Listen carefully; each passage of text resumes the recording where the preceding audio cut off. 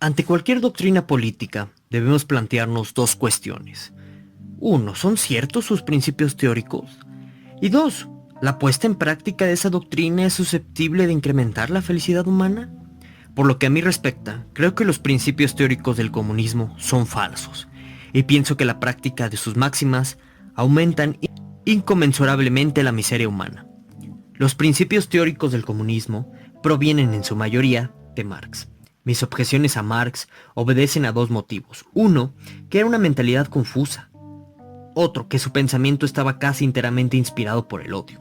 La teoría de la plusvalía, con la que se supone demostrar la explotación de los asalariados por el capitalismo, ha sido elaborada gracias a la aceptación subrepticia de la teoría de la población de Malthus, que Marx y todos sus discípulos rechazan explícitamente. B. La aplicación de la teoría ricardiana del valor a los salarios, pero no a los precios de los artículos manufacturados. Marx está completamente satisfecho con el resultado, no porque se amolde a los hechos o porque sea lógicamente coherente, sino porque está calculado para suscitar la cólera de los asalariados. La teoría de Marx de que todos los acontecimientos históricos han sido motivados por la lucha de clases es hacer extensibles, precipitada e inciertamente, a la historia mundial ciertos rasgos preponderantes de la Inglaterra y de la Francia de hace 100 años. Su creencia de que hay una fuerza cósmica, llamada materialismo dialéctico, que rige la historia humana, independientemente de la voluntad de los hombres, es mera mitología. Sus errores teóricos no hubieran tenido, sin embargo, tanta importancia si no hubiera sido porque, como Tertuliano y Carlyle, su principal deseo era el de ver castigados a sus enemigos, sin tener en cuenta lo que sucediera en la coyuntura a sus amigos. La teoría de Marx era bastante mala, pero el desarrollo que ha experimentado con Lenin y Stalin la ha hecho aún peor.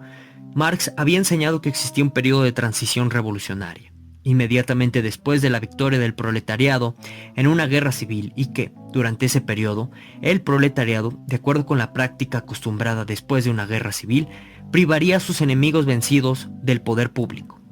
Ese periodo debía ser el de la dictadura del proletariado. No se debe olvidar que, en la profética visión de Marx, la victoria del proletariado tendría lugar cuando éste hubiera aumentado hasta llegar a ser la inmensa mayoría de la población. La dictadura del proletariado, por tanto, tal y como la concebía Marx, no era esencialmente antidemocrática. En la Rusia de 1917, sin embargo, el proletariado constituía un pequeño porcentaje de la población y la mayoría estaba constituida por campesinos. Se decretó que el partido bolchevique era el sector con conciencia de clase del proletariado, y que un reducido comité, formado por sus dirigentes, era el sector con conciencia de clase del partido bolchevique. La dictadura del proletariado se convirtió, de este modo, en la dictadura de un reducido comité, y últimamente en la de un hombre, Stalin. Como único proletariado con conciencia de clase, Stalin condenó a morir de hambre a millones de campesinos y a trabajos forzados en campos de concentración a otros millones. Incluso llegó a decretar que las leyes de la herencia fueran, a partir de cierto momento, diferentes de lo que solían ser, y que el plasma germinal debía obedecer a los decretos soviéticos y no al fraile reaccionario Mendel. Soy completamente incapaz de concebir cómo es posible que algunas personas, que son tan humanas como inteligentes, puedan encontrar algo que admirar en el inmenso campo de esclavitud que ha creado Stalin. Siempre he estado en desacuerdo con Marx. Mi primera crítica hostil fue hacia él, publicada en 1896. Pero mis objeciones al comunismo moderno son más profundas que mis objeciones a Marx. Lo que yo considero particularmente desastroso es el abandono de la democracia. Una minoría que base su poder sobre la actuación de la policía secreta no tiene más remedio que ser cruel, opresiva y oscurantista.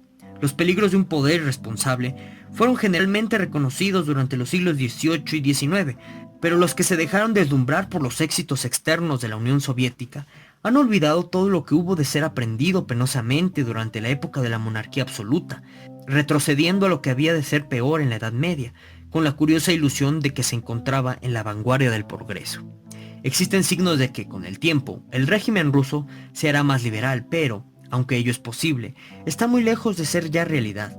Mientras tanto, todos los que concedan algún valor, no solo al arte y a la ciencia, sino a que el pan cotidiano sea suficiente, y a que el estar libre del temor que una palabra imprudente que sus hijos profieran ante el maestro de escuela les puede condenar a trabajos forzados en las soledades de Siberia, deben hacer cuanto esté en su poder para que se conserve en sus países una forma de vida menos servil y próspera. Hay quienes, obsesionados por los males del comunismo, han llegado a la conclusión de que la única manera efectiva de luchar contra esos males consiste en una guerra mundial. Me parece que eso es un error. Tal política podría haber sido posible en alguna ocasión, pero en la actualidad, la guerra se ha hecho tan terrible y el comunismo ha llegado a ser tan poderoso que nadie puede decir lo que quedaría del mundo después de una guerra mundial. Lo que quedaría sería probablemente tan malo, por lo menos, como el comunismo actual. El resultado pronosticado de tal guerra no dependerá de quién consiga obtener la victoria nominal, de conseguir alguno. Dependerá de los inevitables efectos de la destrucción en masa producidas por las bombas de hidrógeno y de cobalto, y quizá por epidemias ingeniosamente propagadas. La manera de combatir al comunismo no es la guerra. Lo que necesitamos, además de armamentos capaces de disuadir a los comunistas de atacar al occidente, es la disminución de las razones del descontento en las partes menos prósperas del mundo no comunista. En la mayoría de los países de Asia, existe una miseria abyecta que el occidente debería aliviar en la medida de sus posibilidades. Existe también una gran amargura, ocasionada por los siglos de dominación insolente de los europeos en Asia. Esto debería resolverse con la combinación de un tacto paciente y los anuncios sensacionales de la renuncia a tantos restos de la dominación blanca como existen todavía en Asia. El comunismo es una teoría que se alimenta de la pobreza, del odio y de la lucha. Su propagación solo puede ser detenida por medio de la disminución del área donde reina la pobreza y el odio. Ante cualquier doctrina política, debemos plantearnos dos cuestiones. 1. ¿Son ciertos sus principios teóricos?